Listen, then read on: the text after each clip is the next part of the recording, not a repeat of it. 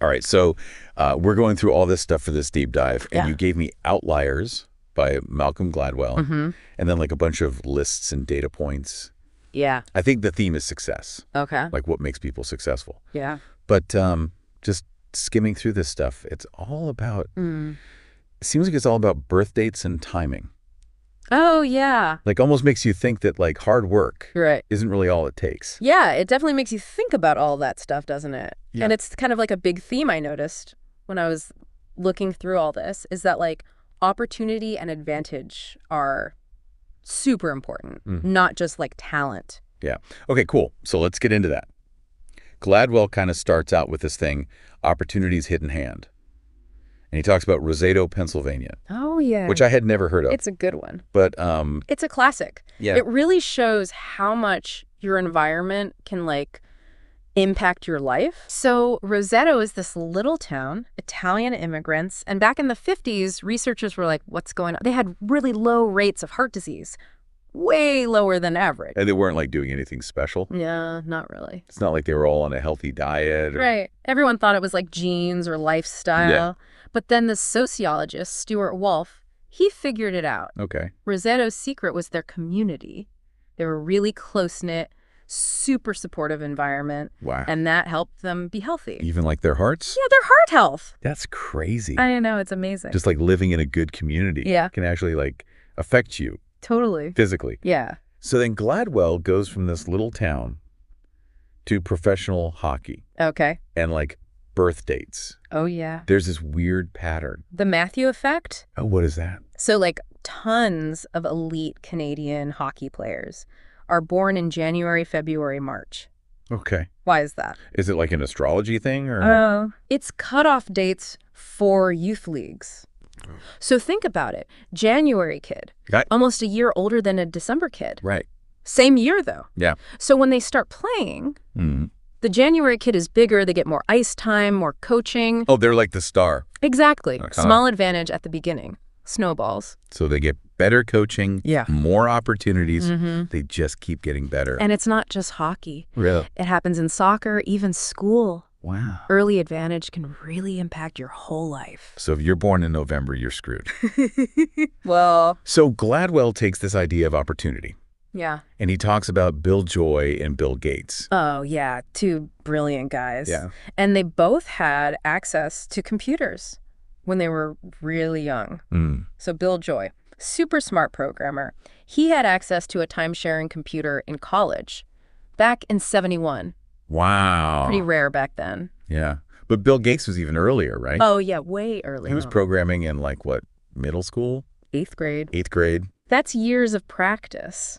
Before most people even knew what a computer was. I know. Really changed their lives. So they're obviously brilliant, but they also had this crazy early access. Yeah, a huge advantage. Like a hidden hand pushing them towards success. Exactly. Makes you wonder if they didn't have that, would they even been interested in computers? Right. It's a good question. Makes you think about what is success, really. Yeah. And maybe raw intelligence isn't the only thing. Definitely not. Okay, so that's a good segue, I think. Because next we're going to talk about talent and success and like challenge those assumptions. I'm excited for that. Yeah, me too. It's kind of crazy how much we think success is all about being smart. Yeah, like if you have a high IQ, you're set for life. Exactly. But it's so much more than that. Right. And that's what I like about this next part. Gladwell brings up this guy, Chris Langan. Oh, yeah. Chris Langan. Super high IQ. But his life was really hard. Yeah. It's like the opposite of Bill Joy and Bill Gates. Langan grew up poor, had family problems. And even though he was super smart, he really struggled in school. Yeah, it's like he had all this brain power, but no idea how to use it. Right. Gladwell compares him to Robert Oppenheimer. You know, the Manhattan Project guy? Oppenheimer had problems too, but he was able to overcome them. Because he was better at like social stuff? Yeah, like connecting with people. It was a relationship. Sticking up for himself. Exactly. Gladwell calls it practical intelligence. Oh. It's not just IQ. It's knowing how to act around people. Understanding situations. Communicating your ideas. So it's a totally different kind of intelligence. Exactly. I'm starting to see where this is going. And then Gladwell brings up this sociologist, Annette Leroux. She studied parenting styles. Yeah. And like different social classes. Oh, yeah. Her work is so interesting. She found that wealthier families They kind of teach their kids this practical intelligence. It's almost like it's built in. Right. Leroux calls it concerted cultivation. So these parents are super involved. They help their kids develop their talents. They fight for them in school and stuff. They teach them to question authority. So they're like setting them up for success. Exactly. And it's not that other parents don't care. It's just a different approach. Right. Leroux calls it accomplishment of natural growth. Okay. So those kids might not be as prepared for, like, the real world. For dealing with, like, bureaucracy and stuff? Exactly. So can you give me an example? Sure. Imagine a parent-teacher conference, a concerted cultivation parent. They come prepared with questions. They advocate for their kid. They might even disagree with the teacher. Okay. But an accomplishment of natural growth parent, they might be more hesitant. Like they don't want to rock the boat. Yeah. They're more likely to just go along with things. That's a really good example. It makes you think, is it fair? Like some kids get these advantages and others don't. It's a tough question. It's like they're starting the race behind everyone else. Yeah, and that brings us back to Chris Langan. Right, he had all this potential. Yeah. But he couldn't figure out the system. He struggled to publish his work, didn't understand how things worked in academia. So even though he was super smart, he didn't have the tools to succeed. Exactly. It's not just talent or opportunity. It's also knowing how to use those opportunities. So practical intelligence is key. It really is. And it makes you wonder how many other people are out there like Langan. Yeah, with so much potential, but they just need the right guidance. That's a really good point. Yeah. Okay, so now we're moving into this whole other area.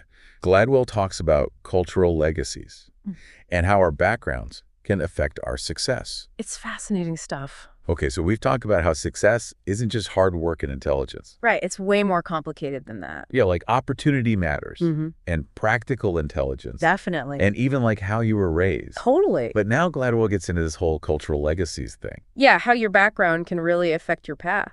And he starts with this guy, Joe Flom. Joe Flom, a lawyer who became super successful. But he didn't come from like a rich family or anything, right? Nope. He was a child of immigrants. Oh. Grew up during the Depression. So he had a lot of obstacles. Yeah, it seemed like he was at a disadvantage. But Gladwell says those disadvantages actually helped him. There were like hidden advantages. Okay, I'm really curious about this. So Flom, because of his background, he ended up specializing in this type of law, corporate takeovers. Okay. And the big firms back then didn't really care about that. So he kind of found his niche. Exactly. And then in the 70s and 80s, the business world changed. How so? Takeovers became a huge thing. Oh, so he was suddenly in demand. Exactly. He'd been practicing this niche area for years. And then boom, he was the guy everyone wanted. It's like he was preparing for that moment. Yeah. Gladwell calls it demographic luck. Okay. Being born at the right time with the right skills. It's like winning the lottery. Sort of. But you still got to have the skills. Right. And put in the work. Then Gladwell talks about this father and son. Oh, yeah. Maurice Janklow and his son, Mort. Both lawyers. Yeah, but from different generations. So Mort, the son. He was born when there weren't many babies. Okay. So he had better opportunities, better schools, things his dad didn't have. So it was just timing. Pretty much. Wow, it makes you think like, how much of our lives is just luck? It's a big factor. Then Gladwell talks about Louis and Regina Borgnicht. The clothing business owners? Yeah, they came to America with nothing. They started selling aprons on the street. Really? And eventually built a whole factory. That's amazing. It's a classic immigrant success story. Hard work, perseverance, but also finding something meaningful. Aligning your skills with what people need. Exactly. Okay, so then Gladwell switches gears completely, talks about Korean Air. Oh, yeah, the plane crashes. In the 90s, they had a lot of accidents. And everyone wanted to know why. But it wasn't like the pilots were bad or anything. No, it was something else entirely. Gladwell brings up this idea of power distance. From this researcher, Geert Hofstede. I never heard of that. So power distance is like how different cultures view authority. Right. Some cultures are very hierarchical. Like people don't question their superiors. Exactly. And that was a problem with Korean Air. Because in a cockpit, you need to be able to speak up. Exactly. If something's wrong. Gladwell talks about Flight 801.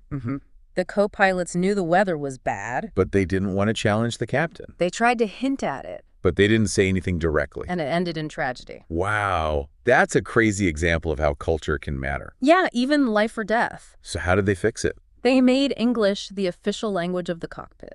English, why? Because English is less hierarchical than Korean.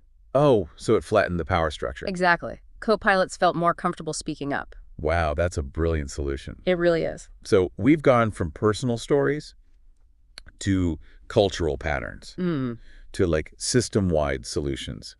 But Gladwell throws in one more thing. What's that?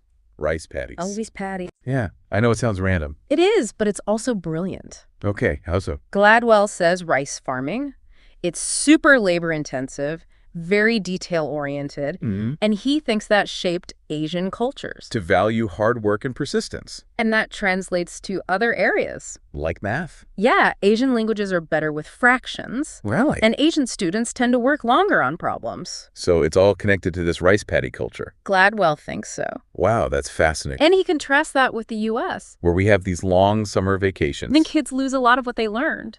Especially low-income kids. Yeah, it's a big problem. So it's like these little differences. Can have huge effects. Yeah, and it all comes back to this idea that success is not just one thing. It's a combination of so many factors. Talent, opportunity, culture, timing. And even the systems we live in. Right. It's really making me think about my own life. Me too. Like, what opportunities have I had? What cultural influences have shaped me? And have those things helped me or held me back? Those are great questions to think about. And if we realize that success is often out of our control, then what does that mean for us?